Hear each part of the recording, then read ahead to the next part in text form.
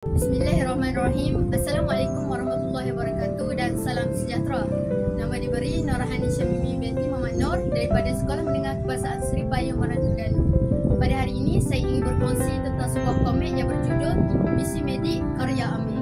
Komik ini mengisahkan tentang seorang pelajar perubatan yang bernama Yana. Yana menghadapi masalah kecemasan sosial iaitu kesukaran bergaul dan berhadapan dengan orang ramai. Namun begitu, Yana mempunyai seorang rakan baik yang bernama Isabel. Isabel sentiasa membantu dan menyokong Yana dalam menyesuaikan diri dengan persekitaran di universiti yang penuh dengan cabaran dan juga dalam dunia perubatan. Di dalam cerita ini, saya dapat melihat bagaimana Yana cuba untuk keluar daripada zon selesa, belajar untuk nampak lebih yakin dan menghadapi tekanan dalam bidang perubatan. Walaupun dia seringkali jatuh, namun dia sentiasa bangkit untuk menghadapinya. Dan bagi saya itu sangatlah menginspirasikan.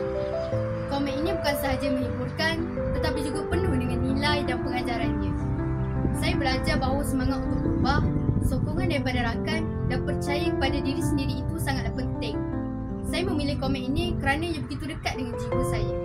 Saya pernah merasa gugup dan cemas ketika berhadapan dengan orang ramai.